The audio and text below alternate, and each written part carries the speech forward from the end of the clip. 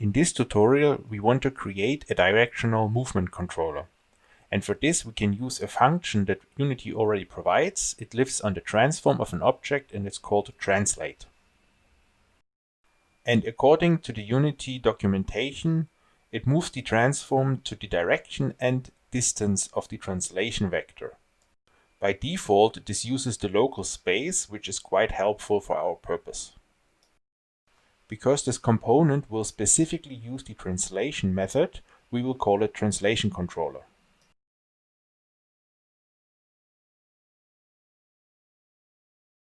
Let's write a new unit test where we instantiate a new translation controller and set two public variables. The one will be a target game object on which we apply the translation, and the other one will be a vector field which represents the translation that we want to apply.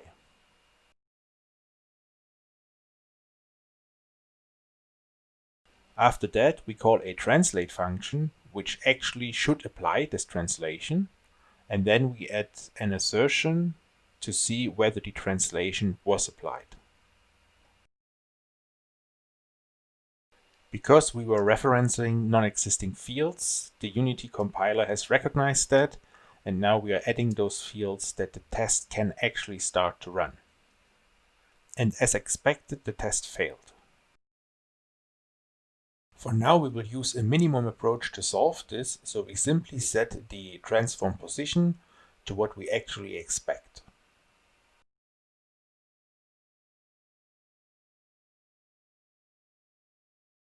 And as you see, I made a mistake, because I should have used the target transform and not the transform of our component. Currently, this only works if the target is at position 0. So we'll add another test for a non-zero position, in which we change the target position expecting a different result. This test, of course, initially fails. We will solve this by adding the current position and the other vector together.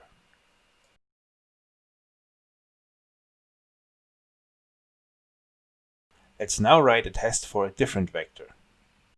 We'll use vector forward for this one, which is actually 0, 0, 1.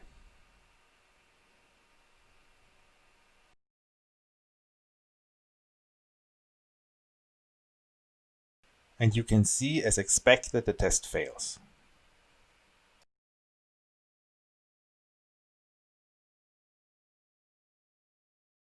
We solve this by applying the actual vector on the component.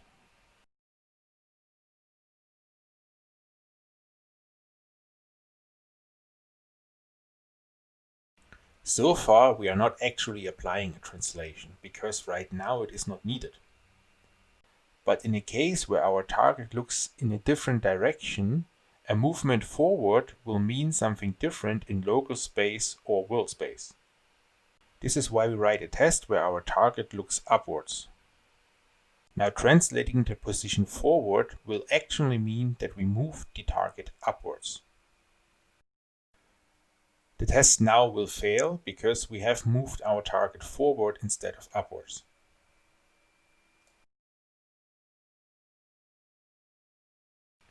This can easily be fixed by actually applying the translate function. However, running the test will come up with an unexpected surprise. The test failed, but the displayed vectors seem to be equal.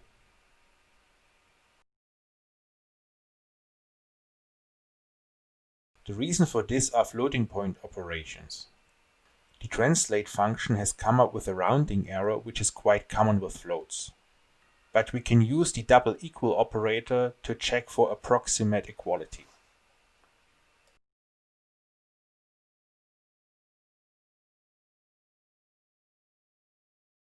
This is why we need to update our assertion in this case.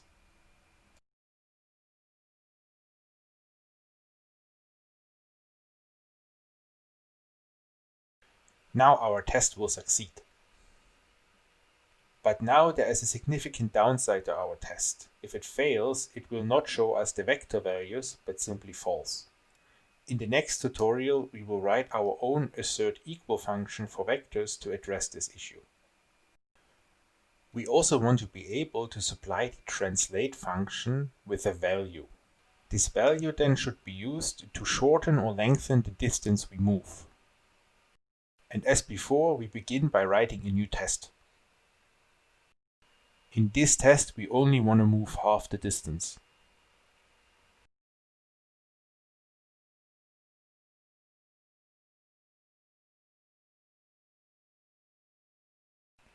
We will add the function to our translation controller so that we can actually run the test.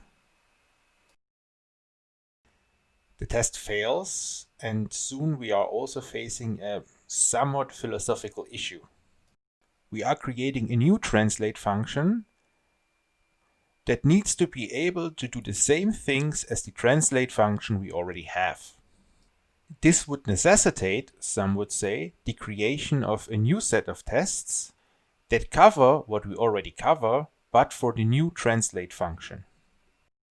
I personally would argue differently. Defining our new translate function as the core overload of all other translate functions allows us to view the other translate functions as shorthands for this one core overload. This is technically a dirty approach, but reduces the need for almost identical tests in a sensible manner. And after having changed our component, its behavior seemingly did not change.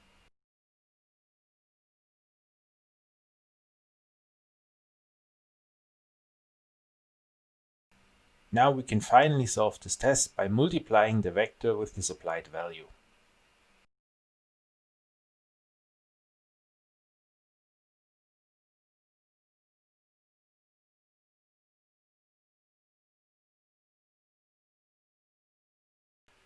We will also add two more overloads that will be helpful in the future. The first one automatically applies time delta time to the translation vector. I use a unity test here to make sure that we actually can get a valid delta time value. The rest of the process should be quite familiar by now, so I will just let the video play.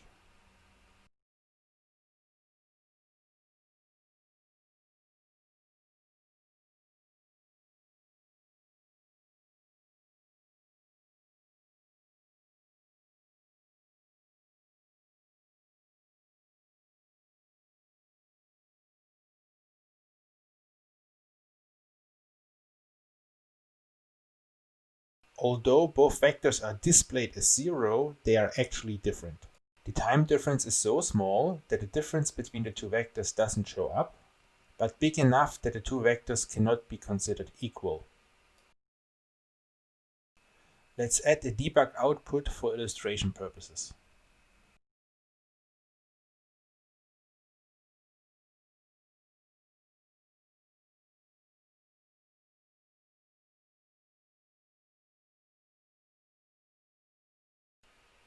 We now see the actual difference between the values.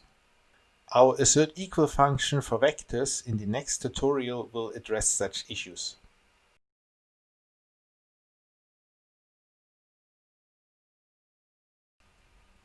But now let's implement our translate delta function.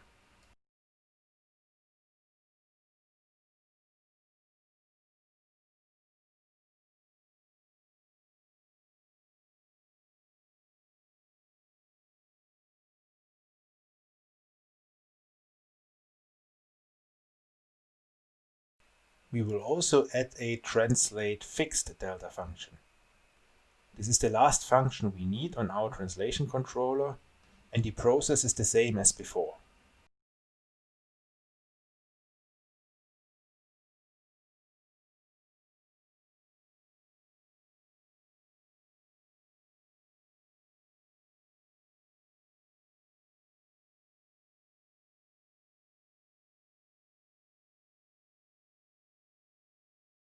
Finally, we create a very simplistic UI interface to move our player character.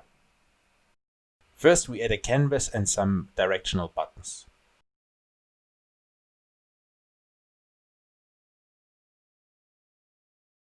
Now we add a group of game objects, where each game object contains a translation controller for a specific direction.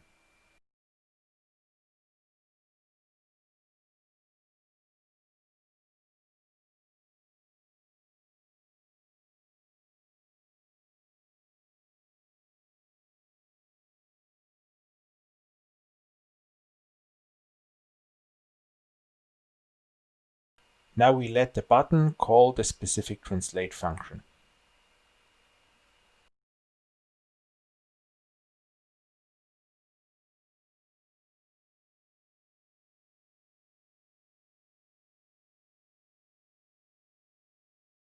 We set the camera's offset vector to 0, 10, -10 to place the camera behind the player.